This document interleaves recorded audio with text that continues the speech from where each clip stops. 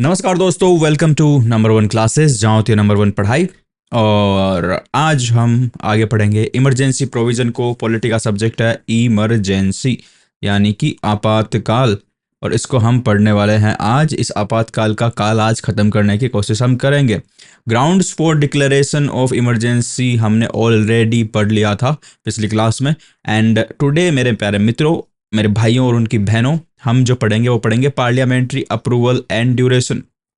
तो देखो, कुछ बैकग्राउंड समझ लेते हैं, क्योंकि बैकग्राउंड समझना मेरे हिसाब से, भाई देखो, बैकग्राउंड समझ जाओगे ना तो आधी चीज़ तो वहीं पूरी हो गई भाई, है ना। वहीं टेंशन खत्म हो गई कि बैकग्राउंड समझ में आ गया, समझ में आ जाएगा फिर नीचे वाले प्रोविजन क्यों दिए हो। नहीं तो यही समझते रहोगे कि ये ऐसा क्यों लिखा गया है, इतने दिन क्यों बताया, ये इतना माथापड़ी क्यों की गई है, हमारा सिलेबस क्यों बढ़ाया गया। तो थोड़ा सा बैकग्राउंड जल्दी समझ लेते हैं, उसके बाद में ये नीचे वाली चीज़ें पढ़ेंगे तो आराम समझ में आ जाएगी। पहले क्या होता था भाई साहब, संविधान बना था ना, तब उसमें इमरजेंसी के प्रोविजन तो दिए हुए थे। इमरजेंसी, अरे भाई बहुत मोटा है ये तो, इसने पतला करो भाई, इसने पतला करो। हाँ, इतना ठीक है। तो भाई संविधान जब बना था तो उसमें इमरजेंसी के प्रोविज़न तो दिए हुए थे, लेकिन इनके ऊपर कोई कंट्रोल नहीं था। कंट्रोल का मतलब क्या, कि मतलब जब मन में आए तब इमरजेंसी लगा सकती है सरकार। सरकार के जब मन में आए तब इमरजेंसी लगा सकती है, और फिर जब हटाना चाहे तब हटाओ। कोई भी लिमिट नहीं थी उस पर। अब इमरजेंसी खतरनाक क्यों है? अगर इमरजेंसी खतरनाक नहीं होती तो कोई भी बदलाव करने की जरूरत नहीं पड़ती कि सरकार के मन में आ रही है नहीं आ रही है। एक सेकंड देना मुझे, मैं इसको सही कर लेता हूँ। जो मेरे पीछे से थोड़ा सा ये इस तरीके से हो रहा है मेरा कैमरा। एक सेकंड, जस्ट एक सेकंड। हाँ, तो भाई इमरजेंसी प्रोविजन अगर खतरनाक नहीं होते तो चाहे सरकार कितने भी दिन लगा के रखो कोई प्रॉब्लम नहीं होती। लेकिन ये बहुत खतरनाक प्रोविजन है। क्यों? क्योंकि इसमें लोगों की आज़ादी छीन ली जाती है। इसमें लोगों लोगों की आज़ादी छीनी जाती है, उसके साथ में स्टेट गवर्नमेंट से पावर भी छीन ली जाती है। और जो यूनियन गवर्नमेंट है वो सबसे ज़्यादा शक्तिशाली बन जाती है। अब भाई यूनियन गवर्नमेंट अगर सही काम के लिए शक्तिशाली बने, कोई बढ़िया आदमी वहाँ पे बैठा है तब तो ठीक है। लेकिन कोई ऐसा नेता बना बैठा है जो सिर्फ अपना फायदा चाहता है और उस फायदे के लिए लोगों की आज़ादी छीन ले, स्टेट गवर्नमेंट की पावर छीन के खुद एकमात्र क्या बोल जाए, उसको बोलते हैं तानाशाह बन जाए इमरजेंसी लगा के, तो फिर वो खराब है भाई साहब, वो खराब है। लेकिन जब संविधान बना था तब ये सोचा नहीं गया था कि ऐसा भी कभी कुछ हो सकता है। लेकिन भाई हो गया, फिर ऐसा हो गया। कब हुआ? इंदिरा गांधी के टाइम पे। इंदिरा गांधी ने इमरजेंसी के प्रोविजन का इतना दुरुपयोग किया, इतना दुरुपयोग किया, और एक तरीके से खुद ने अपने आप को तानाशाह बना लिया इस देश का, ठीक है। यानी कि इमरजेंसी लगा दी, जो भी उनका विरोध करते थे उनको जेल में डाल दिया, और सारे अखबार बंद करा दिया, अखबारों की बिजली काट दी, अखबारों को प्रिंट करने के लिए कागज़ तक नहीं जाने दिया जाता था, ताकि वो लिख ना सके कि क्या कर रही है सरकार। बहुत सारे लोगों को जेल में डाल के टॉर्चर किया गया, और बहुत बहुत भयंकर भयंकर काम हुए इमरजेंसी के टाइम पे। तो ये भाई साहब, ये सिस्टम तो बड़ा खराब हो गया। तो जो दूसरी पार्टियां थी, विपक्षी पार्टियां थी, कांग्रेस वाले तो इंदिरा गांधी के साथ थे, और इंदिरा गांधी अपने आप को बचाने के लिए, अपना पॉलिटिकल कैरियर बचाने के लिए ऐसा कर रही थी। तो वो तो जो कर रही थी वो कर रही थी, उनके हाथ में पावर आ गया, इमरजेंसी लगाई तो। लेकिन जो विपक्षी थे, जो जेल में गए और काम हुए, तो वो बेचारे जेल में पड़े सड़े। बड़े बड़े नेता थे वो भी जेल में चले गए, बीजेपी के ये जो अधिकतर नेता जेल में चले गए। तो अब हुआ क्या कि अगला 2 3 5 साल इमरजेंसी लगी लगी, फिर उसके बाद में जब चुनाव हुआ तो इंदिरा गांधी हार गई। अब भाई लोगों की आज़ादी छीनेगी और बिना मतलब में तानाशाही करेगी तो हारेगी। अब वो हार गई तो भाई कौन आएगा पार्टी में? विपक्ष वाले जो जेल में गए थे वो आ गए, वो जीत गए। तो वो जीत गए तो भाई उन्होंने एक्सपीरियंस किया था ना इस चीज़ को, कि इमरजेंसी कितनी खतरनाक हो सकती है। इमरजेंसी में तो भाई क्या क्या कर दिया इंदिरा गांधी ने हमारे साथ में। तो आगे से मान लो फिर कोई ऐसा इंदिरा गांधी जैसा आ गया तो फिर से वो इमरजेंसी के प्रोविजन को गलत काम में लगा तो क्या करें। तो फिर उन्होंने कुछ कंट्रोल लगाया, इमरजेंसी के प्रोविजंस पे कंट्रोल लगाया। पहले क्या सिस्टम होता था कि एक तो इमरजेंसी लगाना बड़ा आसान था, है ना, और हटाने की कोई ज़रूरत नहीं थी, जब तक मन में हो तब तक लगा के रखो। तो ये आसान था जो लगाना, उसको मुश्किल बनाया इन्होंने, ताकि कोई आराम से लगा ही नहीं सके, ठीक है। और हटाने की कोई ज़रूरत नहीं थी तो यहाँ पे मैंडेटरी किया। मैंडेटरी किया कुछ ऐसा प्रोविज़न कि भाई अनलिमिटेड पीरियड तक ना चल सके, है ना। इसको हटाने के लिए भी कुछ प्रोविज़न बनाए गए, ठीक है। और ये दो काम मेनली किए गए इमरजेंसी के प्रोविजन में। इसके लिए किसने अमेंडमेंट लेके आया? ये लोग जो जेल में चले गए थे पहले, फिर वापस जीत के आए थे, इंदिरा गांधी हार गई थी, तो ये लोग फिर संविधान में संशोधन लाते हैं ताकि जो इंदिरा गांधी ने इनके साथ किया और कोई किसी के साथ ना कर पाए, इसके लिए इन्होंने ऐसा किया। तो अब जो हम प्रोविजन पढ़ने वाले हैं वो इसी कहानी पर आधारित है, ठीक है। तो चालू करें। हाँ, the proclamation of emergency must be approved by both the houses of parliament within 1 month from the date of its issue. Originally, the period allowed for approval by Parliament was 2 months, but was reduced by 44th Amendment Act 1978। तो क्या बोल रहा है कि साहब emergency मान लो आज घोषित कर दी कि आज से प्रधानमंत्री राष्ट्रपति बोलता है आज से देश में इमरजेंसी लगाई जाती है। तो इमरजेंसी लगाई जाती है, राष्ट्रपति के बोलने से नहीं लग जाएगी वो। फिर इनको क्या करना पड़ेगा, बोलने के बाद में ये अपना जो प्रस्ताव इमरजेंसी लगाने का, इसको दोनों हाउस को भेजना पड़ेगा, एक तो लोकसभा एक राज्यसभा। और फिर वो जब अप्रूव करेगी लोकसभा राज्यसभा दोनों उस इमरजेंसी लगाने के प्रस्ताव को, तभी इमरजेंसी लगी हुई मानी जाएगी। पहले क्या सिस्टम था कि भाई आज बोल दिया लगाई जाती है, उसके 2 महीने में भेज देना आराम से, 2 महीने आराम से 2 महीने में भेज देना, कोई टेंशन नहीं है ना। यानी 2 महीने तक तो बिना अप्रूवल लिए इमरजेंसी लग रही है भाई, मजे हो रहे, मजे ही मजे। तो फिर क्या किया इन्होंने, इन्होंने बोला भाई 2 महीने नहीं, 1 महीने के भीतर भीतर भेजना पड़ेगा लोकसभा राज्यसभा को। अगर उन्होंने पास कर दिया ठीक है, नहीं तो इमरजेंसी हट जाएगी। तो इन्होंने क्या किया, उस पीरियड को शॉर्ट कर दिया, तो इन्होंने मुश्किल बना दिया इमरजेंसी लगाना। पहले क्या होता था, राष्ट्रपति ने घोषणा कर दी 2 महीने तक इमरजेंसी लगी हुई है, 2 महीने में आराम से अप्रूवल लेते रहो। तो इससे क्या था, दुरुपयोग ज्यादा हो रहा था। तो इन्होंने 1 महीने क्यों किया उसको, क्यों किया मुश्किल बनाने के लिए, कि इमरजेंसी आराम से कोई लगा नहीं सके, जल्दी से जल्दी लगाते हैं उनको लोकसभा और राज्यसभा की परमिशन लेने जाना पड़े, और वहां पे वो परमिशन नहीं दे तो इमरजेंसी हट जाए। तो पहले कितना था 2 महीने, फिर कितना कर दिया 1 महीने। किसने कर दिया, उन लोगों ने जो जेल में गए थे। However, if the proclamation of the emergency is issued at time when the Lok Sabha has been dissolved or the dissolution of Lok Sabha takes place during the period of 1 month without approving the proclamation, then the proclamation survives until 30 days from the first sitting of the Lok Sabha after its reconstitution, provided the Rajya Sabha in the meantime approved it. तो ये भी समझ लेते हैं थोड़ा सा। ये बोल रहा है कि साहब इमरजेंसी आज आपने मान लो यहाँ पे घोषित की, आपने बोला कि ये मान लो ये 1 जनवरी है, 1 जनवरी 2000, वो तो 25 आएगा ना, चलो भाई नीचे लिखता हूँ, 1 जनवरी 2025, 1 जनवरी 2025 को इमरजेंसी लगाने की घोषणा की राष्ट्रपति ने। तो ये बोल रहे हैं कि साहब 1 महीने के भीतर भीतर आप इसकी अप्रूवल ले लेना लोकसभा से और राज्यसभा से दोनों से, यानी कि 1 फरवरी 2025 तक आपकी अनुमति हो जानी चाहिए। 1 महीना लिखा हुआ देखो, 30 दिन नहीं लिखे हुए, मैंने 30, 1 महीना और 30 दिन अलग अलग चीज होती है। क्या लिखा हुआ है यहाँ पे, within 1 month from the date of its issue. तो 1 मंथ को हम मंथ के हिसाब से देखेंगे, 30 डेज लिखा हुआ रहता, 30 डेज अगर लिखा हुआ रहता तो हम 30 डेज के हिसाब से देखते। तो 1 फरवरी तक इनको अनुमति लेनी पड़ेगी, ठीक है। अब मान लो लोकसभा और राज्यसभा दोनों से अनुमति लेनी पड़ती है, ठीक है। अब लोकसभा मान लो विखंडित हो गई, मतलब डिजोल्व हो गई। यानी लोकसभा का क्या होता है कि जो प्रधानमंत्री होते हैं, काउंसिल ऑफ मिनिस्टर होते हैं, जब तक उनको वोट ढंग से मिले हुए, जब तक उनको समर्थन मिला हुआ, तब तक वो सरकार में रह सकते, बाद में नहीं रह सकते। तो डिजोल्व हो गई, लोकसभा के चुनाव दूसरे दोबारा होंगे, बीच में ही हो गई, बीच में हो गई कि लोकसभा के चुनाव दोबारा कराने पड़ेंगे। अब भाई 1 महीना तो पूरा ही नहीं हुआ और लोकसभा तो बीच में डिजोल्व हो गई।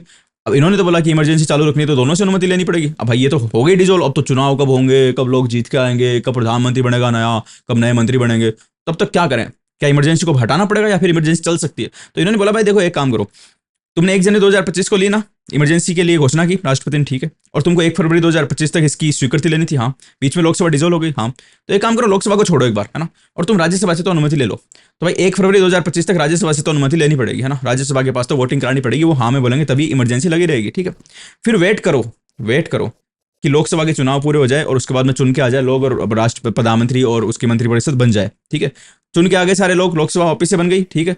तो फिर लोकसभा वापस बनने के बाद में उनकी पहली मीटिंग होती है, लोकसभा में सब बन जाएंगे ना, एमएलए जीत जाएंगे, एमपी जीत जाएंगे, एमएलए नहीं, एमएलए तो स्टेट वाले होते हैं, एमपी जीत जाएंगे तो वो आएंगे पहली बार, सब बैठेंगे मीटिंग करेंगे। तो बोले वो पहली मीटिंग जब होना उसकी, उसके 30 दिन के अंदर, उसके 30 डेज के अंदर इनकी भी अनुमति ले लेना, ठीक है, इसकी भी अनुमति ले लेना। अगर नहीं मिली तो फिर इमरजेंसी तुम्हें हटानी पड़ेगी।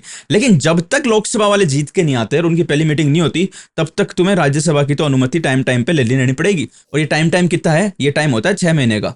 यानी कि मान लो इमरजेंसी आज राष्ट्रपति ने घोषणा कर दी कि भाई इमरजेंसी लगा रहे हैं, ठीक है, अनुमति लेने के लिए गए, तो भाई जिस दिन इमरजेंसी लगी ना उससे 6 महीने तक की अनुमति मिलती है। फिर 6 महीने बाद वापस अनुमति लेने जाओ, फिर वापस 6 महीने। इसलिए इमरजेंसी को 6 महीने से ज्यादा एक साथ लगाया नहीं जा सकता, 6 महीने पे अनुमति लेनी पड़ती है। ये भी जो संविधान में संशोधन किया उन लोगों ने किया जो जेल में गए थे, क्योंकि पहले क्या सिस्टम था कि भाई एक बार इमरजेंसी लगा दी, उसके बाद कोई अनुमति देने की जरूरत ही नहीं है, अनलिमिटेड टाइम तक लगी रहेगी। यानी एक बार किसी को जेल में डाल दिया तो भाई फिर मतलब इमरजेंसी लगा दी, अनुमति ले ली, एक बार अनुमति ले ली, बाद में बार अनुमति लेने की जरूरत ही नहीं है। जब तक मन में आया तब तक इमरजेंसी लगा के रखो। यानी जो बेचारा जेल में गया वो गया, उसका फिर कुछ नहीं, भविष्य अंधेरे में। तो इन्होंने बोला ऐसा नहीं चलेगा, आपने इमरजेंसी लगाई, आपने अनुमति ली, फिर हर 6 महीने में वापस अनुमति लो, हर 6 महीने में वापस अनुमति लो, ताकि अगर जनता का क्रोध बढ़ रहा है तो नेता क्या करते हैं, तो जनता का देखते हैं कि भाई जनता का हिसाब किताब कैसे चल रहा है, उनको लग रहा है कि जनता तो वोट नहीं देगी, अपन हार जाएंगे, तो फिर वो अनुमति नहीं देंगे, वो मना कर देंगे और इमरजेंसी हट जाएगी। तो ये वाला सिस्टम भी लगाया गया है, ठीक है। तो क्या समझे कि लोकसभा अगर विखंडित हो जाती है तो जब लोकसभा दोबारा बनेगी और नए सब चुन के आएंगे, उनकी पहली मीटिंग होगी, उसके 30 दिन के भीतर इमरजेंसी के लिए उनसे अनुमति लेनी पड़ेगी कि इमरजेंसी को चालू रखें या फिर ना रखें, ठीक है। अच्छा, उस टाइम के दौरान राज्यसभा को अनुमति देते रहना पड़ेगा। लोकसभा राज्यसभा तो समझ गए होंगे, भाई इतना भी नहीं समझे तो मैं इतना, मतलब तुमने पहली क्लास से नहीं देखी है, पहली क्लासों में सब में मैंने बहुत बार समझाया है कि लोकसभा राज्यसभा क्या होती है। अभी तो मैं वो इतना बेसिक तो नहीं समझाऊंगा क्योंकि हम बहुत एडवांस लेवल पे आ चुके हैं। आगे फिर हमारा जो आएगा सेंट्रल गवर्नमेंट पढ़ने वाले हैं हम, उसमें फिर हम और भी डिटेल में पढ़ेंगे। If approved by the both the houses of parliament the emergency continues for 6 month. तो मैंने बताया ना, अप्रूव करने के बाद में 6 महीने तक इमरजेंसी चलती है। And can be extended to indefinite period with the approval of the parliament for every 6 month. और हर 6 6 महीने पे अप्रूवल ले लेके आप चाहो जितने टाइम तक इमरजेंसी लगा के रखो, लेकिन हर 6 6 महीने पे अप्रूवल लेना ही पड़ेगा। ऐसा नहीं है कि आप अप्रूवल नहीं लो और अनलिमिटेड पीरियड तक खींच लो, नहीं। This provision for periodical parliamentary approval was also added by 44th amendment act 1978। तो ये 44वां संशोधन जो आता नहीं, उन लोगों ने किया था जिनको जेल में डाल दिया था इंदिरा गांधी ने। तो उन्होंने बहुत सारे संशोधन किए कि गलत उपयोग ना किया जा सके इमरजेंसी और इन पावर्स का। तो इन्होंने ये चीज भी डाली थी इसमें कि हर 6 6 महीने में अप्रूवल लेनी पड़ेगी। Before that the emergency once approved by the parliament could remain in operation as long as executive cabinet desire. तो पहले क्या था कि एक बार बस अप्रूवल ले ली, फिर जब तक चाहिए उस प्रधानमंत्री को कि हाँ भाई जब तक लगा के रखनी तब तक वो लगा के रखता है, किसी से कुछ पूछने की जरूरत नहीं है, ठीक है। और वही बात है भाई अप्रूवल वाली बात कि अगर बीच में लोकसभा का डिसोल्यूशन हो जाए तो राज्यसभा की तो अप्रूवल लेते रहो। राज्यसभा जो होती है ना, राज्यसभा वो कभी भी डिसोल्व नहीं होती, वो एकदम परमानेंट हाउस है। तो उसकी तो अप्रूवल लेते रहो हर 6 6 महीने में। और फिर जब लोकसभा नहीं बने तो जैसे वो नहीं बने, उनकी उनकी पहली मीटिंग हो उसके 30 दिन के भीतर भीतर ले लो उनकी अप्रूवल, ठीक है। उनकी भी अप्रूवल ले लो, नहीं ली तो फिर तुम्हारी इमरजेंसी हटी हुई मानी जाएगी। Every resolution approving the proclamation of emergency or continuance must be passed by either house by parliament by special majority। तो क्या बोल रहा है ये कि साहब अप्रूवल जो तुम लेने जाओगे लोकसभा से और राज्यसभा से, जब आप अप्रूवल लेने जाओगे इमरजेंसी का लोकसभा से और राज्यसभा से इमरजेंसी को चालू रखने का अप्रूवल लेने जाओगे, तो ये दोनों स्पेशल मेजोरिटी से पास करेंगे उसको, है ना, तभी माना जाएगा कि इन्होंने हाँ बोला, अदरवाइज हाँ नहीं माना जाएगा। स्पेशल मेजोरिटी जो होती है वो हार्ड मेजोरिटी होती है, कठिन मेजोरिटी होती है, मिलती नहीं आराम से। पहले क्या था, इससे पहले ये प्रोविजन भी 44वें संविधान संशोधन से जोड़ा गया कि स्पेशल मेजोरिटी की आवश्यकता होगी। उससे पहले सिंपल मेजोरिटी वाली चीज थी। सिंपल मेजोरिटी से आप पास करा लो तो हो जाएगा काम। सिंपल मेजोरिटी पाना एकदम आसान है। तो पहले इमरजेंसी को पास कराना एकदम, इमरजेंसी के प्रस्ताव को पास करवाना एकदम आसान था, लेकिन उसके बाद में उन्होंने उसको डिफिकल्ट बना दिया। क्यों? ताकि उसका दुरुपयोग ना हो उसके। सिंपल मेजोरिटी क्या होती है और ये क्या होता है स्पेशल मेजोरिटी क्या होती है, मैंने बताया हुआ पहली क्लासों में, तुम पढ़ते आ रहे हो तुमको पता होगा, ठीक है। नहीं पढ़ते यार तो भाई फर्स्ट क्लास जो मैंने चालू की ना, वहां से देखते देखते आओ, ऐसे कूद कूद के मत आओ मेंढक की तरह, है ना, धीरे धीरे आओ कछुए की तरह, जीतता कछुआ ये। ए majority of the total membership of that house, तो ये बता भी दिया इसने कि स्पेशल मेजोरिटी क्या होती है। तो majority of total membership of house and not less than 2/3 of the member of that house present and voting. तो प्रेजेंट एंड वोटिंग का 2/3 plus 50% plus 1 of total majority of house, तो majority of total membership of house, ठीक है।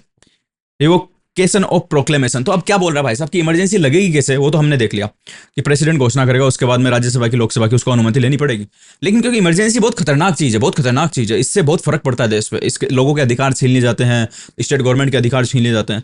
तो इसको हटाना अगर लोग चाहे तो इसको हटाने का भी एक प्रोसीजर होना चाहिए। पहले ऐसा कोई प्रोसीजर नहीं था, पहले इमरजेंसी को रिवोक करने का कोई प्रोसीजर नहीं था। लेकिन 44वें संविधान संशोधन वालों ने इसको भी जोड़ा कि भाई अगर इमरजेंसी चल रही है और भारत की जनता चाहती है कि इमरजेंसी हटे, तो उनको भी कोई ऐसा ऑप्शन देना चाहिए हमें कि वो अपनी आवाज उठा सके और इसको हटवा सके। तो भारत की जनता का रिप्रेजेंटेशन कौन करते हैं? वो MP जो है, मेंबर ऑफ पार्लियामेंट, वही तो करते हैं। तो इनके लिए उन्होंने एक प्रोविजन एडिशनल डाला। तो भाई देखो, इमरजेंसी लगाओ, प्रेसिडेंट ने इमरजेंसी लगाई, फिर बताया कि भाई अप्रूवल लो लोकसभा का, राज्यसभा का, है ना, 6 6 महीने में लेते रहो। लगाने के लिए अप्रूवल चाहिए, हटाने के लिए कोई अप्रूवल नहीं चाहिए। अगर प्रेसिडेंट ये घोषणा करता है कि आज से इमरजेंसी हटाई जाती है तो हट जाएगी हाथ के हाथ, किसी अप्रूवल की जरूरत नहीं है। क्योंकि जो लोग चाहते ही ये थे कि इमरजेंसी क्योंकि बहुत खतरनाक चीज है, तो लगाने के लिए तो इसको मुश्किल बना के रखना है, हटाने को एकदम सिंपल रखना है कि प्रेसिडेंट ने बोला हटा दो तो वो हट जाएगी। तो एक तो ये है कि प्रेसिडेंट खुद बोल दे कि हटा दो, लेकिन प्रेसिडेंट तो तुमको पता है, सबको पता है कि प्रेसिडेंट अपने हिसाब से कुछ नहीं करता। प्रेसिडेंट तो पीछे वो प्रधानमंत्री, उसके मंत्री जो बोलते हैं वैसे वैसे करता है। प्रेसिडेंट तो एक रोबोट की तरह काम करता है। तो फिर अगर मानो प्रेसिडेंट नहीं हटा रहा तो प्रेसिडेंट को तो प्रधानमंत्री नहीं हटाने देगा। मान लो जैसे इंदिरा गांधी थी, इंदिरा गांधी नहीं हटाने दी, बहुत बहुत साल तक इमरजेंसी लगा के रखी। तो उस केस में क्या होगा? उस केस में हम भारत की जनता को कैसे बचाएंगे?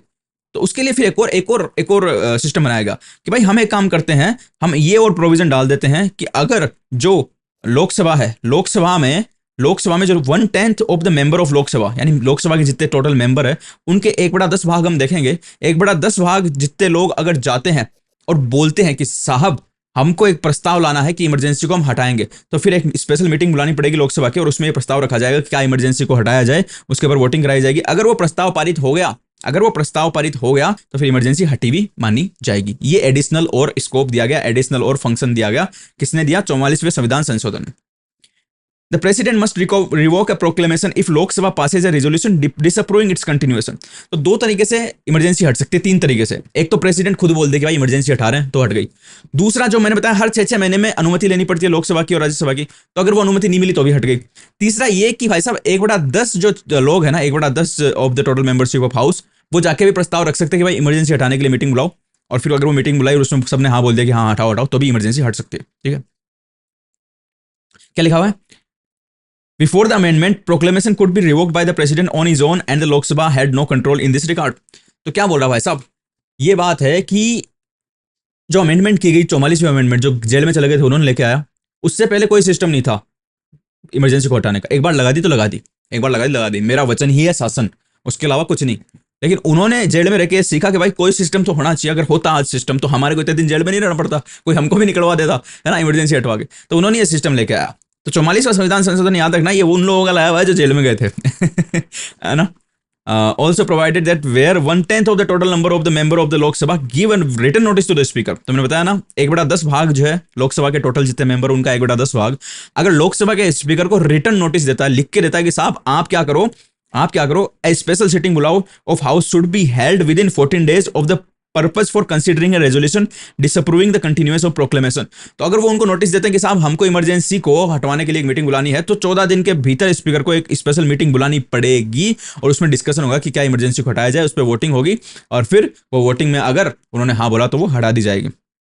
A resolution of disapproval is different from resolution of approving the continuation of proclamation in the following two aspects। तो एक बात बताओ मेरे को, वो जेल में गए थे, उन्होंने बहुत परेशानी झेली थी इमरजेंसी की वजह से, तो वो इमरजेंसी को लगाना मुश्किल बनाएंगे या फिर हटाना मुश्किल बनाएंगे? लगाना मुश्किल बनाएंगे, इसका मतलब वो हटाना आसान बनाएंगे। तो इसमें जो मेजोरिटी चाहिए होगी हटाने के लिए, वो स्पेशल मेजोरिटी नहीं चाहिए होगी, वो सिंपल मेजोरिटी चाहिए होगी। क्यों? क्योंकि सिंपल मेजोरिटी लाना एकदम आसान है। सिंपल मेजोरिटी का मतलब कम लोगों ने हाँ बोला तो भी हट जाए, और स्पेशल मेजोरिटी का मतलब कि ज्यादा लोग हाँ बोले तब लगी हुई रहे। तो उन्होंने लगाने के लिए तो स्पेशल मेजोरिटी दी, लिख दी कॉन्स्टिट्यूशन में कि इमरजेंसी लगाने के लिए और उसको चालू रखने के लिए हर 6-6 महीने में स्पेशल मेजोरिटी से हाँ बुलवाना पड़ेगा। स्पेशल मेजोरिटी का मतलब मान लो, फॉर एग्जांपल मैं बता रहा हूं, ओरिजिनल ये नहीं है, मैंने समझाई स्पेशल मेजोरिटी और सिंपल मेजोरिटी एक डिटेल में, वो देख लेना। मैं एकदम जस्ट तुम्हारे भेजे में कुछ बैठ जाए, भाई 10 आदमी मान लो कई जगह खड़े हैं और मैं कोई काम कराना चाहता हूं, तो एक तो मेरे को बोले कि 7 आदमी हाँ बोलेंगे तभी मेरा काम होगा, एक मेरे को बोले कि 4 आदमी हाँ बोल देंगे तो मेरा काम हो जाएगा। तो मेरा आसान कहां पे होगा? 4 आदमी हाँ बोले, 4 के पास हाँ बुलाना आसान है ना, 7 के पास हाँ बुलाना बड़ा मुश्किल है। तो उस तरीके से सिंपल मेजोरिटी और स्पेशल मेजोरिटी भी होती है। तो इमरजेंसी लगाने के लिए, अप्रूवल कराने के लिए और हर 6-6 महीने में उसको चालू रखने के लिए जो अप्रूवल कराते हैं, उसके लिए स्पेशल मेजोरिटी चाहिए लोकसभा से भी राज्यसभा से भी। लेकिन उसको हटाने का प्रस्ताव जो है उसके लिए सिर्फ और सिर्फ सिंपल मेजोरिटी चाहिए। एक और भाई साहब, एक और चीज का ध्यान रखना हमेशा, इमरजेंसी चलती रहे जिंदगी, उसके लिए अप्रूवल लोकसभा का भी चाहिए और राज्यसभा का भी चाहिए, और वो भी स्पेशल मेजोरिटी से चाहिए। लेकिन इमरजेंसी हटा दी जाए, वो जब प्रस्ताव लोग लेके जाते हैं कि भाई ऐसी मीटिंग बुलाओ जिसमें हम चर्चा करेंगे, हमको इमरजेंसी हटवानी है, तो उसमें सिर्फ लोकसभा का ही अप्रूवल चाहिए। लोकसभा ने अगर सिंपल मेजोरिटी से पास कर दिया कि इमरजेंसी हटा दो तो हट जाएगी। राज्यसभा का इसमें कोई योगदान नहीं है। हटाने में राज्यसभा की जरूरत नहीं पड़ती, लगाने में राज्यसभा की भी जरूरत पड़ेगी। ये बात ध्यान रखना। छोटी छोटी मगर मोटी बातें हैं जो कि एग्जाम में ऐसे घूम जाती है भाई साहब, और क्वेश्चन जो है -1/3 हो जाता है। ठीक है, the first one is required to be passed by the Lok Sabha only, while the second one needs to be passed by the both the house of parliament। क्या बोल रहा है कि इमरजेंसी को हटवाने का जो रेजोल्यूशन है वो केवल लोकसभा को पास करना होता है, राज्यसभा की जरूरत नहीं पड़ती। लेकिन इमरजेंसी चलती रहे बंद ना हो, उसके लिए दोनों हाउस से पास करवाना पड़ता है। अब देखो, ये भी सरल बनाने के लिए किया ना कि हटाने के लिए तो सिर्फ एक हाउस वालों ने हाँ बोल दिया, वो भी सिंपल मेजोरिटी से यानी कम नंबर से, तो हट जाएगी। तो हटाने को सरल बनाया। लेकिन लगाने के लिए दोनों को हाँ बोलना पड़ेगा, और वो भी स्पेशल मेजोरिटी से, ज्यादा नंबरों से। तो फिर लगाने को क्या बनाया? मुश्किल बनाया। ये बता रहा है the first one is to be adopted by simple majority only, यानी कि इमरजेंसी को हटाने का रेजोल्यूशन सिंपल मेजोरिटी से पास माना जाएगा, इमरजेंसी हटा ली जाएगी।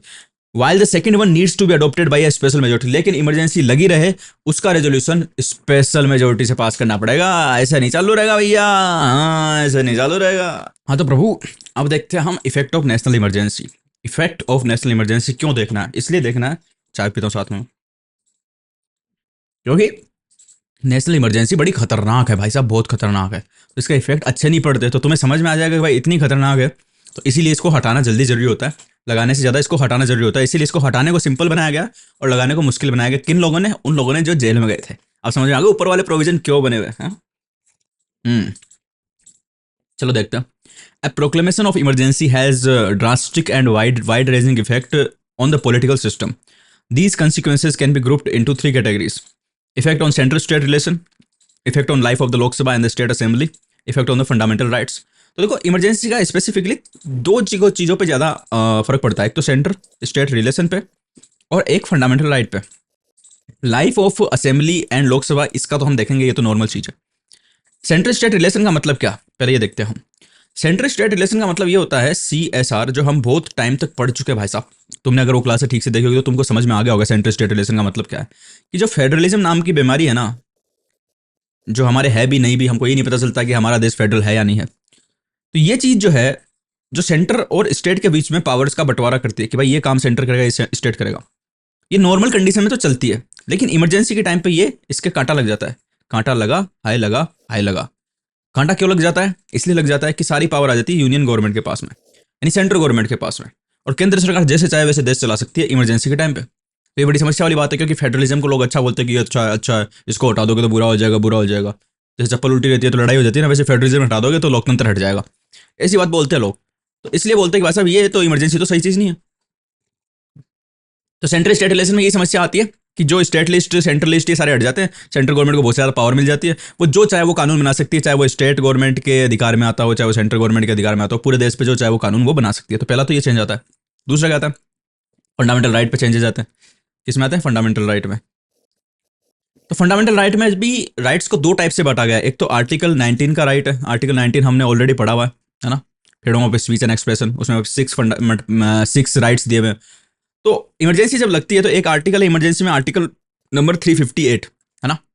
आर्टिकल नंबर 358 नेशनल इमरजेंसी जो लगती है वो आर्टिकल 352 में लगती है। आर्टिकल नंबर 352 अनुच्छेद 352 में नेशनल इमरजेंसी के बारे में बताया हुआ है। उसी में फिर आगे एक आर्टिकल आता है 358। वो बोलता है कि साहब जैसे ही इमरजेंसी लगाई जाएगी, जैसे इमरजेंसी लगाई जाएगी, कौन से आधारों पे? इमरजेंसी 3 आधार पे लगाई जाती है। मैंने ये भी बता दिया भाई। देखो बहुत सारी चीज़ें जोड़नी पड़ेगी, 1 2 3 4 बार देखनी पड़ेगी इमरजेंसी क्लास। तो इसीलिए मैं बड़ी क्लास नहीं बना रहा हूँ अभी। थोड़ी सी समझाने के बाद में मैं इस क्लास को बंद करके अगली क्लास में जाऊँगा, क्योंकि अगर लंबी ले लूँगा ना मैं तो तुम रिपीट नहीं करोगे। अब ये क्लास देख ली, इसको 3 बार रिपीट करोगे ना तब तुम्हारे खोपड़े में बैठेगा। तो इमरजेंसी, नेशनल इमरजेंसी लगती है आर्टिकल 352 में। क्या लगती है? National emergency. नहीं लिख दूँ। ये लगती है 3 आधारों पर। 3 आधार कौन से हैं? एक तो वॉर, एक एक्सटर्नल एग्रेशन और एक आर्म्ड रिवेलियन। ठीक है, तो इन दो को बोलते हैं हम एक्सटर्नल इमरजेंसी। External emergency. और आर्म्ड रिबेलियन यानी कि अंदर के लोगों ने दगा कर दिया है ना, तो इसको हम बोलते हैं इंटरनल इमरजेंसी।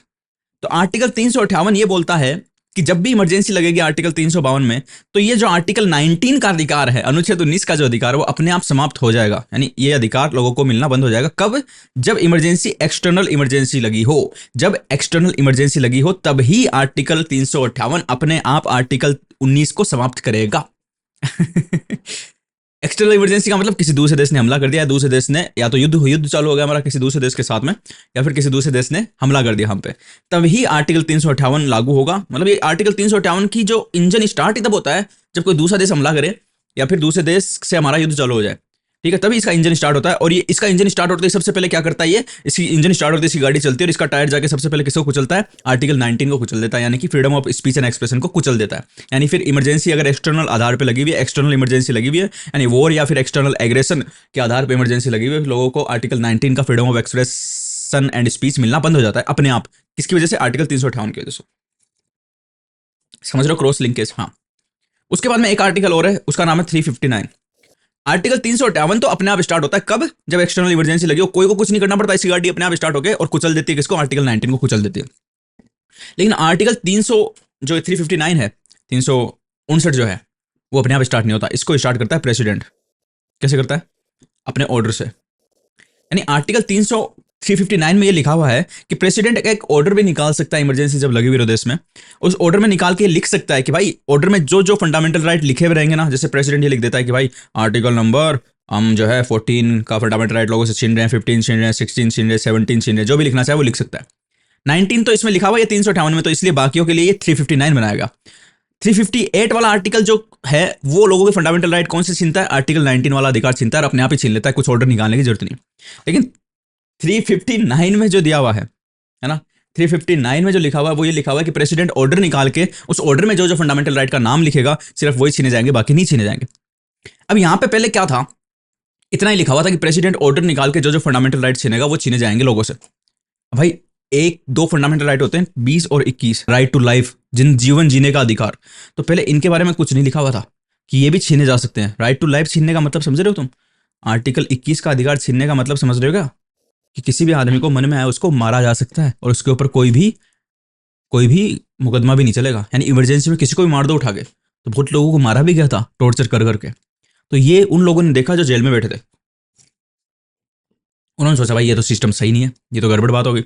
तो उन्होंने एक और अमेंडमेंट लेके आया, क्या कि भाई साहब आर्टिकल 359 में जो प्रेसिडेंट को पावर दी हुई है ना कि वो कोई भी फंडामेंटल राइट छीन सकता है, तो वो इस पावर के अंतर्गत आर्टिकल 20 और आर्टिकल 21 में जो फंडामेंटल राइट देवे उनको नहीं छीन सकेगा। इनको छोड़ के बाकी किसी को भी छीन सकता है, इनको कोई भी नहीं छीन सकता। ये आर्टिकल तो हमेशा मिलते रहेंगे। यानी आदमी को जीवन जिंदा रहने का अधिकार तो रहेगा। इमरजेंसी लगाओ तो इमरजेंसी का बाप लगाओ, किसी को मार नहीं सकते हो तुम, और किसी को यूं उठा के जेल वेल में नहीं पटक सकते हो, है ना? फालतू में कुछ किया हो उसने तो पटको, ऐसे ही क्यों पटको दोगे, है ना? तो ये बात है। तो ये हो गया हमारे फंडामेंटल राइट कैसे छीने जाते हैं इमरजेंसी में, कितने खतरनाक हो सकती है इमरजेंसी। और उसके अलावा तीसरा इफेक्ट पड़ता है life of Lok Sabha and state assembly. तो जब तक इमरजेंसी लगी हुई है ना, तो लोकसभा का कार्यकाल बढ़ाया जा सकता है। लोकसभा का कार्यकाल जो है बढ़ाया जा सकता है। यानी लोकसभा नॉर्मली अपने 5 साल के लिए चलती है, लेकिन इमरजेंसी लगी हुई है तो एक बार में 1 साल के लिए बढ़ा सकते हैं। यानी कानून बनाना पड़ेगा, एक कानून पास करवाना पड़ेगा पार्लियामेंट से, और उसमें उस कानून को पास करवा के 1 साल बढ़ा सकते हैं। जैसे कि 5 साल है तो फिर बढ़ के 1 साल हो जाएगा, फिर 1 साल पूरा होने वाला होगा और इमरजेंसी नहीं हटी तो एक और कानून पास कराओ तो 1 साल और बढ़ा लो। ऐसे 1 साल बढ़ा सकते हैं, कितनी भी बढ़ाना चाहे उतना बढ़ा सकते हैं, है ना? ये सिस्टम है। और वो सेम सिस्टम किसके लिए है? स्टेट असेंबली के लिए भी है। यानी कि राज्य वाली विधानसभाओं का भी कार्यकाल बढ़ाया जा सकता है इमरजेंसी के टाइम पे। तो ये 3 फर्क पड़ते हैं भाई, effect of central state relation, effect on the life of Lok Sabha, effect on the fundamental right. मैंने समझा दिया। पढ़ने की कोई जरूरत है? बिल्कुल भी कोई जरूरत नहीं है, ठीक है? वापस से देख लेना जो मैंने समझाया है। हाँ, मैं फंडामेंटल राइट वाला तुमको एक बार पढ़ के जरूर बताऊंगा, क्योंकि उसमें उसमें थोड़ा सा वो है। चलो एक और चीज देख लेते, पढ़ लेते हैं थोड़ा सा। Effect on the central state relation. तो सेंट्रल स्टेट रिलेशन में कौन कौन से फर्क पड़ते हैं? इसने 3 उसको हिस्सों में बांट दिया। एक तो एग्जीक्यूटिव रिलेशन, एक लेजिस्लेटिव रिलेशन, और एक फाइनेंशियल रिलेशन। तो एग्जीक्यूटिव का मतलब क्या होता है? लेजिस्लेटिव जो होते हैं वो तो कानून बनाते हैं और उन कानून को लागू करवाते हैं एग्जीक्यूटिव। तो एग्जीक्यूटिव वो है जो लागू करवाते हैं उसके कानूनों को, किसके कानूनों को? जो लेजिस्लेटिव ने बनाया। तो during a national emergency the executive power of the centre extend directing any state regarding the manner in which the executive power is to be exercised. In normal times, the center can give executive direction to a state only on certain specified matter. However, during national emergency, the center becomes entitled to give executive direction to a state on any matter. Thus, the state government are brought under the complete control of the center, though they are not suspended. तो emergency जब लगती है तो state में जो government है उनको हटाया नहीं जाता है।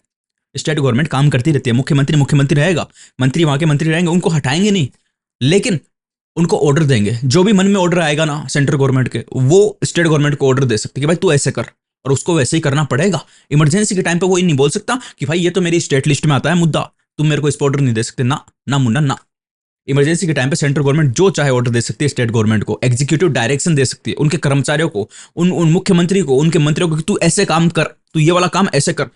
अगर बोल दिया सेंट्रल गवर्नमेंट तो करना ही पड़ेगा, क्योंकि इमरजेंसी लगी हुई। तो ये तो गया एग्जीक्यूटिव पे क्या फर्क पड़ता है। लेजिस्लेटिव पे क्या फर्क पड़ता है? During a national emergency, the parliament becomes empowered to make laws on any subject mentioned in state list. Although the legislative power of the state legislature not suspended, it becomes subject to the overriding power of the parliament. Thus, the normal distribution of legislative powers between the center and the state is suspended. Though the state legislature are not suspended, in brief, constitution becomes unitary rather than federal. तो मैंने पहले बताया था कि जो federalism का जो हमारा समस्या है, इसमें एक तो स्टेट लिस्ट होती है, एक सेंट्रल लिस्ट होती है। स्टेट लिस्ट पे स्टेट गवर्नमेंट कानून बनाती है, सेंट्रल लिस्ट पे, यूनियन लिस्ट पे सेंट्रल गवर्नमेंट कानून बनाती है। लेकिन ये सिस्टम बंद हो जाता है इमरजेंसी के टाइम पे, और इमरजेंसी के टाइम पे सेंट्रल गवर्नमेंट स्टेट लिस्ट के भी किसी मुद्दे पे कानून बना सकती है ना? अब क्योंकि आपने ये भी समझा कि भाई साहब इमरजेंसी के टाइम पे स्टेट गवर्नमेंट को बर्खास्त नहीं किया जाता। मुख्यमंत्री रहता है, उसके मंत्री रहते हैं, सारी गवर्नमेंट वैसे चलती रहती है, लेकिन सेंट्रल गवर्नमेंट को पावर मिलेगा कि भाई वो जो चाहे वो कर सकती है। तो स्टेट गवर्नमेंट भी कानून बना सकती है।